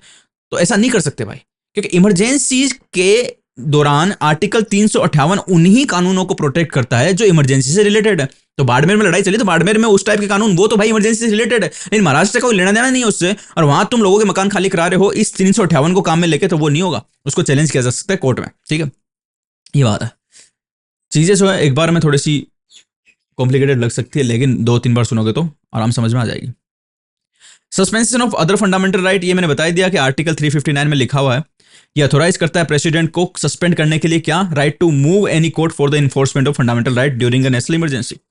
तो राष्ट्रपति किसी भी व्यक्ति का कोर्ट में जाके फंडामेंटल राइट लागू करवाने का अधिकार सस्पेंड कर सकता है और उन्हीं पे ये लागू होगा जो कि प्रेसिडेंट अपने ऑर्डर में लिखेगा, है ना। उन्हीं फंडामेंटल राइट्स पे ये नियम लागू होगा जो प्रेसिडेंट अपने ऑर्डर में लिखेगा। ठीक है, और ये ऑर्डर जो है वो इमरजेंसी जब तक पूरी इमरजेंसी चल रही है तब तक भी प्रभाव में रह सकता है, या फिर प्रेसिडेंट लिख सकता है कि ये ऑर्डर सिर्फ 2 महीने के लिए काम करेगा तो 2 महीने में ऑर्डर समाप्त हो जाएगा, है ना। इस ऑर्डर की अवधि उतनी होगी जितना कि प्रेसिडेंट लिखे उसमें, लेकिन इमरजेंसी समाप्त होने के बाद काम नहीं करेगा ये ऑर्डर किसी भी कंडीशन में। ये हो सकता है कि इमरजेंसी तो 1 साल चली लेकिन प्रेसिडेंट ने सिर्फ 2 महीने ऑर्डर 2 महीने की अवधि का ही निकाला कि भाई 2 महीने तक ये फंडामेंटल राइट लोगों के समाप्त माने जाएंगे, उसके बाद ये ऑर्डर समाप्त होगा तो वो फंडामेंटल राइट दोबारा मिल जाएंगे लोगों को। तो बाकी जो फंडामेंटल राइट है ना आर्टिकल 19 के अलावा जो फंडामेंटल राइट है वो अपने आप समाप्त नहीं होते, उनको प्रेसिडेंट ऑर्डर निकाल के समाप्त करता है। ठीक है, वही लिखा हुआ है यहाँ पे और कुछ नहीं। 44th अमेंडमेंट एक्ट ने इस आर्टिकल 359 पे भी एक लिमिटेशन लगाई कि भाई आर्टिकल 20 और 21 में जो फंडामेंटल राइट दें जो कि बहुत जरूरी है लोगों के जीवन से जुड़े हुए तो उनको समाप्त नहीं किया जा सकता, है ना। तो वही लिखा हुआ है कि स्कोप ऑफ आर्टिकल 359 को लिमिट कर दिया। कैसे कर दिया? First, the president can not suspend the right to move court for the enforcement of the fundamental right guaranteed by article 20 and 21। तो 20 और 21 के द्वारा जो राइट के द्वारा अधिकार दिए हुए उनके लिए कोर्ट में जाने के अधिकार को नहीं छीन सकता कौन? आर्टिकल 359 नहीं छीन सकता। दूसरा, in other words the right to protection in respect of conviction for offences, यानी कि अपराधों के लिए दोष सिद्धि का जो दोष सिद्धि के विरुद्ध जो अधिकार है, अपराधों के लिए दोष सिद्धि के विरुद्ध जो अधिकार है, जिसमें हमने पढ़ा था कि कोई आदमी के पास खुद के लिए गवाही नहीं दिलाई जाएगी, कोई काम जो उसने पहले किया था उसकी सजा आज जो नया कानून आया उसके हिसाब से नहीं दी जाएगी। इस तरीके से हमने जब आर्टिकल 20 पढ़ा था, फंडामेंटल राइट पूरे पढ़ के आए, एकदम डिटेल में पढ़ के आए, वहां जाके देख लेना। तो वो भी लोगों को मिलता रहेगा, इमरजेंसी के दौरान भी मिलता रहेगा। और दूसरा, right to life and personal liberty, यानी कोई ऐसे ही मनमर्जी से नहीं मारा जाएगा कि भाई ये जो है सरकार के खिलाफ कुछ बोला उड़ा दो इसको क्योंकि इमरजेंसी चल रही है ना। ये 2 राइट लोगों को मिलते रहेंगे और अगर किसी का छीना जाता है तो वो कोर्ट में जा सकते हैं। किसी को अगर पुलिस वाले उठा के लगे मार दिया तो कोर्ट में जाके बोल सकते हैं पुलिस वालों ने इसको मारा है गलत तरीके से, तो पुलिस वालों को सस्पेंड कर सकता है कोर्ट। पहले ये नहीं था, तो इंदिरा गांधी के टाइम पे बहुत दुरुपयोग हुआ था, बहुत लोग मर गए थे मतलब कोई कॉलेज स्टूडेंट्स को भी मार दिया गया था। एक कमेटी की रिपोर्ट छपी है, सा कमेटी बनी थी उसके बाद में, जब इमरजेंसी खत्म हुई थी, ये इंक्वायरी करने के लिए कि इमरजेंसी में क्या क्या घटिया काम किए गए थे। तो उसमें बहुत सारी ऐसी चीज़ें लिखी हुई है जो तुमको पढ़ के भी ऐसा लगेगा भाई क्या क्या हुआ था इमरजेंसी में। टॉर्चर किया जाता था लोगों को पुलिस थाने में ले जाके बहुत भयंकर रूप से, कई टॉर्चर में मर जाते थे लोग, इतना भयंकर काम हुआ था। क्यों? क्योंकि ये आर्टिकल भी नहीं मिलते थे लोगों को, ये 20-21 का अधिकार भी नहीं मिलता था। उसके बाद संशोधन लाया गया कि भाई ये तो दो कम से कम, कि लोगों को मार तो नहीं सके ना अपने हिसाब से, और तो कुछ करे जो करे, ये लोगों को मारने लगे इमरजेंसी में, ये तो सही नहीं होगा। तो फिर इसीलिए उन्होंने 44th अमेंडमेंट एक्ट से क्या बोला कि आर्टिकल 20 और 21 तो मिलते रहेंगे, चाहे इमरजेंसी लगो चाहे कुछ ही लगो, ये तो नहीं छीन सकते किसी भी कंडीशन में। अगर किसी के छीने जाते हैं कोर्ट में जा सकता है वो आदमी। तो वही बात बोली भाई ये, ठीक है। आर्टिकल 358 में 359 में डिस्टिंक्शन क्या है वो भाई अपन ने देख लिया कि ये 358 तो अपने आप चालू हो जाता है। इसकी गाड़ी कब चालू हो जाती है? इसकी गाड़ी जब एक्सटर्नल इमरजेंसी लगी हुई हो। इंटरनल इमरजेंसी में इसकी गाड़ी ठंडी पड़ रही थी, चालू नहीं होती। 359 को प्रेसिडेंट चालू करता है, यानी प्रेसिडेंट अपने ऑर्डर के हिसाब से निकालता है कि कौन कौन से फंडामेंटल राइट के लिए कोर्ट में जाने का अधिकार मैं छीनूंगा, वो अपने हिसाब से देखता है, ठीक है। ओके, तो ये देख लेना तुम, इतना कोई काम का है नहीं। और नेशनल इमरजेंसी की बात करें तो भाई नेशनल इमरजेंसी आज तक कितनी बार लगाई गई? 3 बार लगाई गई है। कौन साल में? 1962, 1971, 1975। हिंदी मीडियम को मेरे जैसे तो फिर ऐसे याद करना, 62 75 62 75 62 75 62 75 62 75 62 75 62 ऐसे याद करना। इंग्लिश मीडियम को तो भाई 62 71 75 थोड़ा मुश्किल है इंग्लिश मीडियम वालों को, वो भी हिंदी में याद कर सकते तो बहुत बढ़िया। 62 जल्दी बोला जाता, याद भी हो जाएगा। तो सबसे पहले 62 में लगाई गई थी। कब लगाई गई थी? जब चीन के साथ हमारा युद्ध हुआ था, ठीक है। उसके बाद में 71 में पाकिस्तान के साथ युद्ध चालू हुआ, उसमें लगाई गई। फिर 75 में एक और लगाई गई, जब 71 वाली भी चल रही थी उसके ऊपर एक और इमरजेंसी लगा दी गई। उसमें इंटरनल डिस्टर्बेंस को कारण बनाया गया, और उसी के बाद में इंटरनल डिस्टर्बेंस वाले कारण को हटाया गया कि भाई इंटरनल डिस्टर्बेंस के आधार पर कोई नहीं लगा सके। तो 44th अमेंडमेंट एक्ट ने इसको आर्म्ड रिबेलियन से रिप्लेस कर दिया कि इंटरनल डिस्टर्बेंस का कोई पता नहीं चलता क्या मतलब है, इसका कोई भी मतलब निकाल कैसे भी इमरजेंसी लगाई जा सकती है, दुरुपयोग किया जा सकता है। तो उसकी जगह हम क्लियर लिख देते हैं कि अगर आर्म्ड रिबेलियन होगा तभी इमरजेंसी लगाई जा सकती है, अदरवाइज इमरजेंसी नहीं लगाई जा सकती, ठीक है। ये बात है, ओके। और उसके बारे में ये लिखा हुआ है कि जब इंदिरा गांधी ने लगाई थी तो उसका बहुत दुरुपयोग किया था, तो उसके बाद में क्या क्या बदलाव किए गए। अब प्रेसिडेंट रूल जो है हम नेक्स्ट क्लास में देखेंगे। उम्मीद करता हूँ सब कुछ समझ में आ रहा होगा, है ना। मैं जितना धीरे चल सकता हूँ चल रहा हूँ, जितना समझा सकता हूँ समझा रहा हूँ। उसके बाद भी किसी के भेजे में कुछ नहीं बैठती है तो कमेंट कर देना, ताकि मैं वो अगली जो क्लास लूँ उसमें उस चीज़ को कवर कर लूँ। तो कमेंट कर दिया करो कुछ भेजे में ना बैठे तो, पूरी वीडियो देख के, और देखा करो 2-3 बार, है ना। और उसके साथ में पहले देखो 2-3 बार, और उसके बाद में लक्ष्मीकांत खोलो और लक्ष्मीकांत भी पढ़ो साथ में, और फिर नहीं समझ में आए तो कमेंट करके पूछना। Thank you very much. ऊपर नंबर 1 लिखा हुआ है, दबा के सब्सक्राइब कर सकते हो, नीचे भी सब्सक्राइब बटन दबा सकते हो, लाइक का बटन दबा देना, शेयर का बटन दबा देना। व्यूज़ बहुत कम ला रहे हो तुम लोग, बढ़ाओ।